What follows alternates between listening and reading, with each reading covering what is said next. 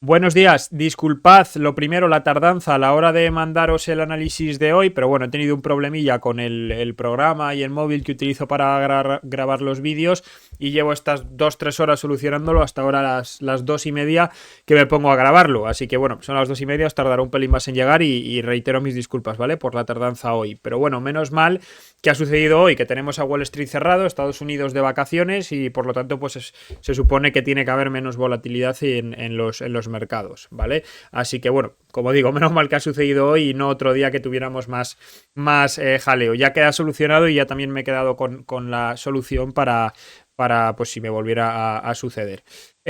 Vamos a comenzar con los datos un dato que ya hemos conocido hoy y los datos que vamos a conocer esta semana, datos macro que pudieran afectar a los mercados, ¿vale? Los más importantes. Lo primero, el PIB de Japón que le hemos conocido hoy, esta noche, y además sorpresa al alza importante. Mirad el anual, el trimestral sube también del 0,4 al 0,7 y fijaros cómo el anual se nos ha ido del 1,7 al 2,8, ha subido un 1,1%, que es un cambio muy brusco.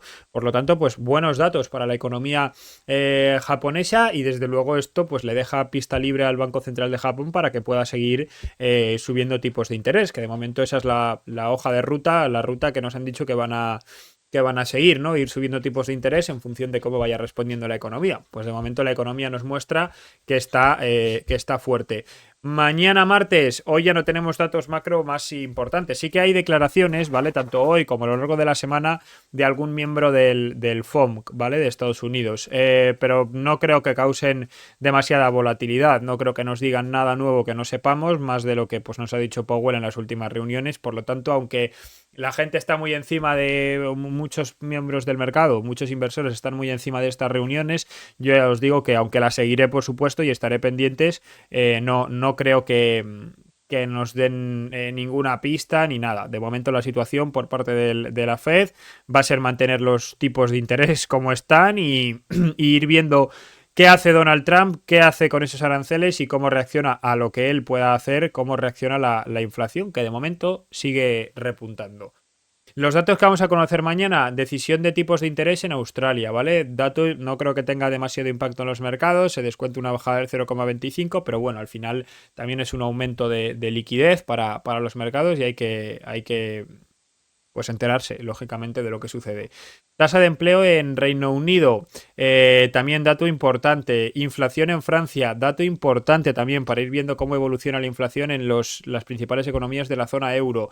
IPC, inflación en Reino Unido, dato también importante. GDP Now de la Fed de Atlanta, este es uno de los más importantes esta semana. Ya os expliqué la semana pasada de lo que era el GDP Now, que es como un PIB instantáneo, momentáneo, que hace la Fed de Atlanta metiendo los últimos datos conocidos, ¿vale? Por lo tanto va a ser importante, se espera que se mantenga en el 2,3, así que vamos a ver si no hay variaciones. Renovaciones, como cada jueves, renovaciones y nuevas peticiones de subsidios por desempleo. Ya sabéis que es un dato volátil, pero lo interesante es ir viendo esa tendencia que lleva el dato, ¿vale? Y también muy importante el índice manufacturero de la Fed, que nos suele dar un avance o nos suele dar una pista de cómo va a salir ese PMI de manufacturero que le conoceremos el viernes, ¿vale? El viernes vamos a conocer, yo creo que es el dato junto con el GDP Now más importante de la semana, ese PMI manufacturero, PMI compuesto y PMI de servicios en Estados Unidos, ¿vale? Por eso digo que es importante ver cómo sale el de Filadelfia para pues tener un anticipo de cómo puede salir el viernes ese manufacturero, ¿vale? Y también conoceremos los mismos PMIs en la zona euro y los mismos en Reino Unido también, ¿vale? Así que estos son los datos de esta semana, excepto los dos últimos que he dicho del jueves y viernes del GDP y el PMI de Estados Unidos. No creo que causen demasiada volatilidad, pero mientras no haya sorpresas, lógicamente, y no haya sustos, pero hay que seguirlos de cerca, ¿vale?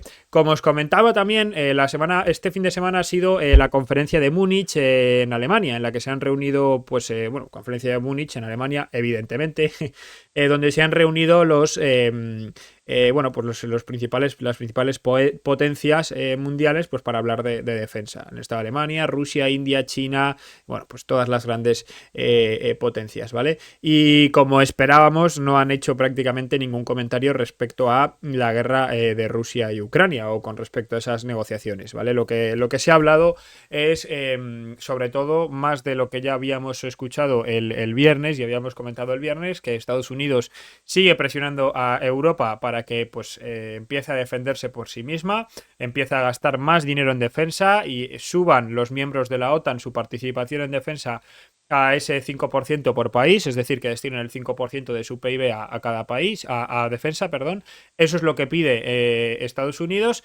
Pero también lo que se ha estado hablando es que se tiene que crear una especie de ejército europeo, ¿vale? Una defensa propia de la Unión Europea, independiente de la OTAN, que pueda responder en conflictos europeos, independientemente de que la OTAN, véase OTAN como Estados Unidos, pues intervengan o no en esos conflictos, o quieran pues intervenir o no. Esto surge ante esa perspectiva pues de que Donald Trump lógicamente no quiere, o Estados Unidos y la población estadounidense sobre todo, que al final Trump está reflejando yo creo que un sentimiento de toda la población estadounidense.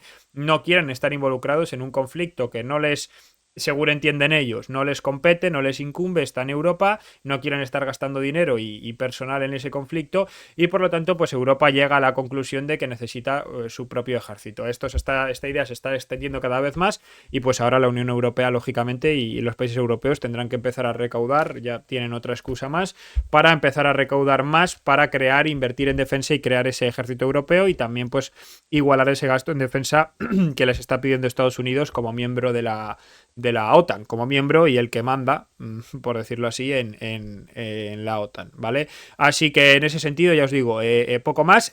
Se va a reunir Rubio, va a Arabia Saudita, donde se va a reunir ese equipo de negociaciones de Rusia y de Estados Unidos, donde se entrarán las bases ya para empezar a negociar esa tregua de Ucrania, y parece que Ucrania y Europa de momento se van a quedar a un lado. Sí que es verdad que ambos países están diciendo, Zelensky está diciendo que ni Europa se puede quedar a un lado, ni Ucrania se puede quedar a un lado. Estados Unidos está diciendo pues que sí, que van a tener en cuenta lo que opinen estos dos, tanto Ucrania como Europa, para las negociaciones, pero la realidad es que parece y tiene toda la pinta de que se van a quedar a un lado. Pero bueno, veremos cómo va sucediéndose todo. De momento, Rubio ya está en Arabia Saudí. Y veremos a ver qué sucede con esas negociaciones y qué noticias vamos conociendo. Y luego tenemos también la situación en Gaza, en la que al final sí que se entregaron esos rehenes el sábado. Por lo tanto, parece que no se va a desatar el infierno como prometía Donald Trump, pero pues tenemos que seguir viendo cómo se desarrolla ahora, porque Trump lo que sí que está haciendo y Netanyahu también lo ha hecho durante el fin de semana, ha sido aumentar esas amenazas contra Irán, llamándole pues que diciendo que es el país desestabilizador de Oriente Medio y que por lo tanto pues habría que hacer algo al respecto. Veremos en qué se traducen esas amenazas, ¿vale? Así que a lo largo de la semana vamos a tener que ir siguiendo estos temas muy de cerca, lógicamente, tanto las posibles negociaciones de Ucrania y Rusia, aunque ya os digo que eso va para largo, como también pues esas tensiones en Oriente Medio, donde ya sabéis que es una zona comercial y petrolera súper importante y que afecta mucho todo lo que sucede en esa región a los mercados, ¿vale? Y por supuesto pues también a esa guerra arancelaria que parece que se desata, donde Japón ya, por ejemplo, quiere hablar con Estados Unidos para que no haya aranceles pues para Japón. La India también quiere negociar con Estados Unidos. Parece que Donald Trump dijo la semana pasada de hacer esa cumbre entre Rusia, China y Estados Unidos para hablar, entre otras cosas, de comercio y aranceles.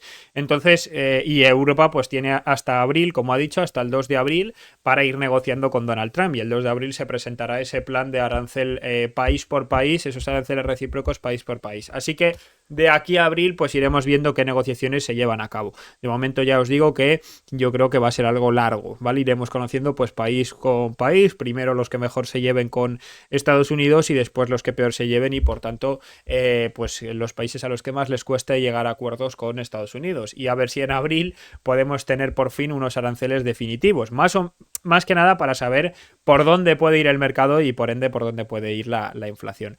Y vamos ahora sí, a ver que me minimizo, Y vamos a repasar ahora sí cómo están los mercados. Lo primero, y empezamos por índices, tenemos a unos índices americanos máximos históricos. El Nasdaq está en máximos históricos. Recuerdo, hoy está cerrado Wall Street. Estos son futuros, ¿vale? Las cotizaciones, de hecho tengo aquí el New York que está parado, como podéis ver. Fijaros, hora de apertura, 1 día y 0 horas, ¿vale? Está ahora mismo cerrado y lo que estamos viendo son futuros, por lo tanto no espero demasiado movimiento y al igual que vemos en Bitcoin, lo normal es que se mantenga más o menos plano hasta esa apertura definitiva, ¿vale? De los mercados, esa apertura de los mercados al contado y pues por lo tanto así no se nos haga un gap, ¿vale? Pero de momento los futuros en Nasdaq hoy vienen en verde, ya cerraban el viernes en verde, casi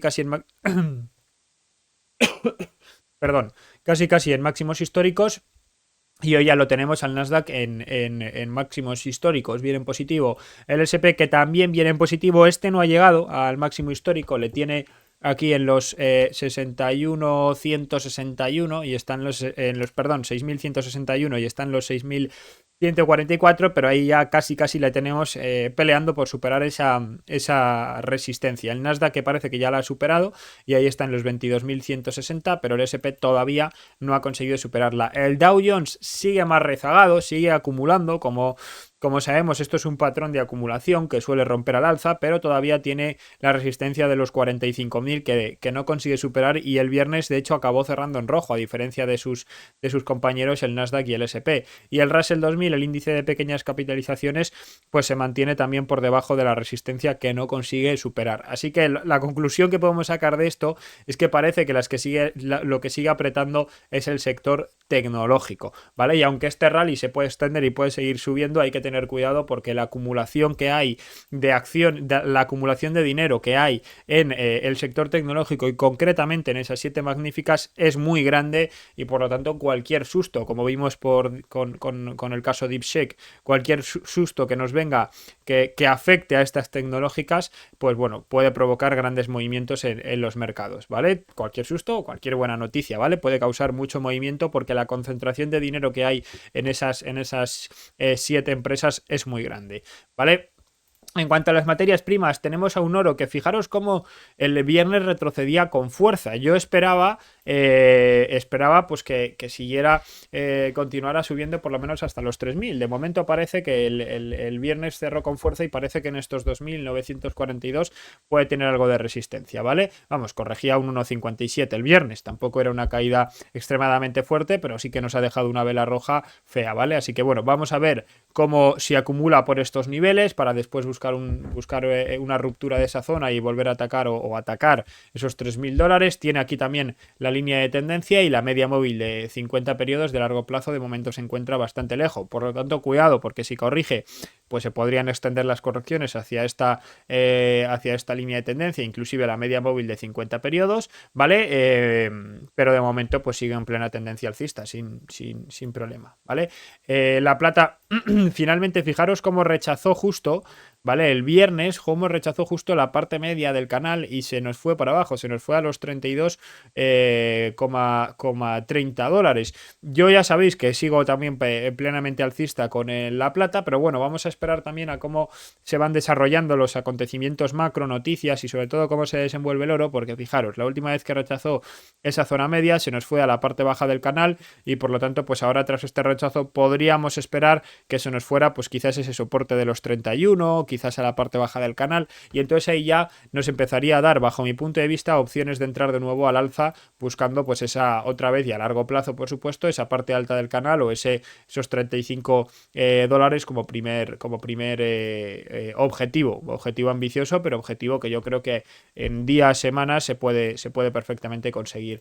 En cuanto a la siguiente materia prima importantísima, el petróleo, se encuentra, fijaros, el West Texas cómo está manteniendo esos 70 dólares que no los quiere perder. Ya os veíamos la semana pasada que era una zona de acumulación importantísima. En el Brent, que esto que veis en pantalla ahora mismo es el Brent, fijaros cómo rompió esa línea de tendencia bajista y de momento se encuentra también ahí sin caer por debajo de esa línea de tendencia en los 74 dólares. Ya sabéis que yo, como he repetido en muchas ocasiones la semana pasada, considero toda esta zona de entre los 66 y los 70 una buena zona de acumulación, pero viendo que no consigue romper este nivel en un gráfico de 4 horas se ve bien, ¿vale? Hay que vigilar que no consiga romper este nivel, estos 70,16, pero bueno, se podría incluso entrar ya por miedo a...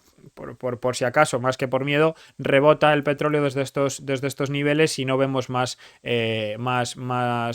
corrección, ¿vale? Porque puede ser, de momento la situación en Oriente Medio sigue bastante tensa, la OPEP no va a volver a meter ese crudo que tienen retenido, esos barriles, esa producción que tienen retenida, no la van a volver a poner en el mercado, y las medidas que está tomando Trump pueden ser inflacionarias. Entonces, y la demanda mundial, además de petróleo, con una China que parece que empieza a despegar, por mucho que la guerra de Ucrania o de Rusia se acabe, yo creo que el petróleo desde aquí sí que podría dar otro rebote al alza, ¿vale? Por lo tanto, pues atentos, porque ya digo, si rebota desde aquí, para mí el objetivo son esos $80, 79, $80, a donde no ha conseguido llegar, que en el caso del Brent, pues estaría en el entorno de los 81 o inclusive $84. El Brent tiene esta línea de tendencia de largo plazo, ¿vale? Que en caso de que consiga desde aquí rebotar con fuerza, podría buscarla, ¿vale? Pero bueno, de momento, como digo, el primer objetivo serían esos 81, en el caso del Brent, esos $81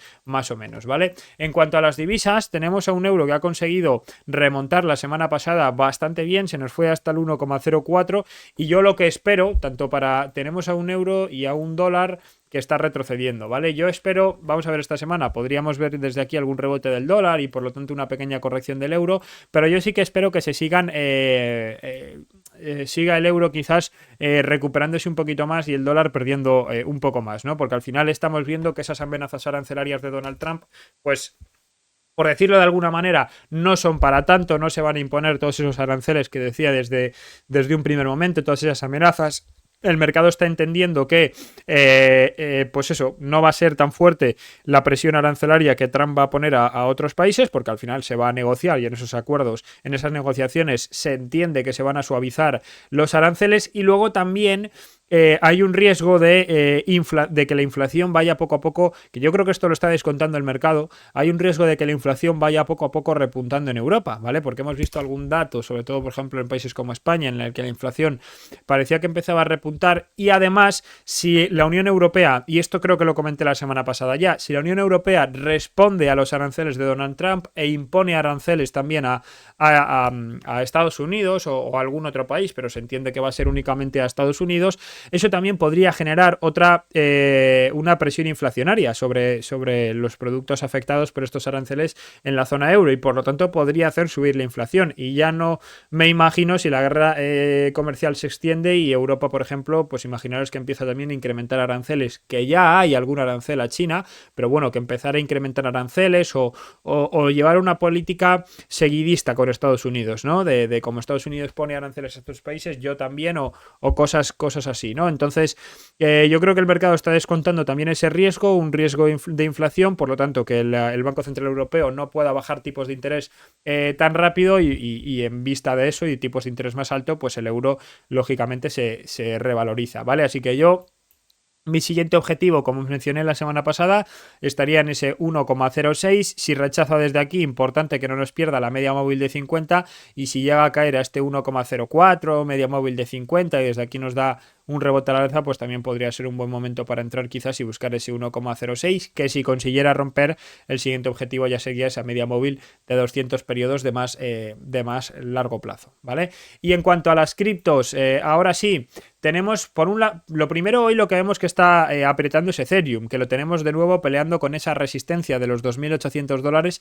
que la semana pasada no consiguió romper. Ya os llevo diciendo que yo estoy largo en Ethereum, tiene una bastante fuerza compradora por aquí abajo, como hemos estado viendo, y mi siguiente objetivo son esos $2.900 una vez consiga romper esta zona, que nos va a coincidir con la media móvil de 200 periodos, pero sobre todo lo que yo creo que va a buscar es tocar esta línea de tendencia bajista. Vamos a poner un gráfico diario para que se vea bien, esta línea de tendencia bajista donde lógicamente va a haber mucha liquidez acumulada, y cuando llegue ahí veremos si consigue romperla, si vuelve a rechazar para caer o qué es lo que hace Ethereum, ¿vale? Viene subiendo sobre esta línea de tendencia de corto plazo, como como podéis ver, que la tenía un poquito más arriba y bueno, pues durante el fin de semana con las caídas y estos rebotes la he ajustado, ¿vale? En gráfico de una hora se ve muy bien como viene subiendo sobre esta línea de tendencia y como digo, una vez consiga superar esta resistencia, el siguiente objetivo van a ser esos $2.900, $2.920. Ya sabéis que las resistencias no hay que tomarlas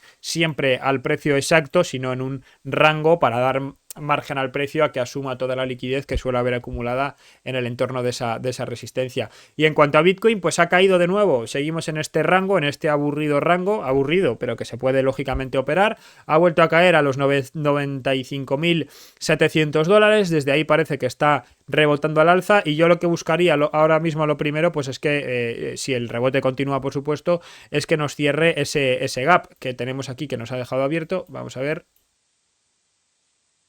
Vale, aquí lo tenemos. Fijaros qué poquita volatilidad hay hoy, ¿eh? Cómo se ven las velas. Esto es gráfico de 5 minutos. Es el gráfico de los futuros de Bitcoin, ¿vale? En la bolsa americana, el CME.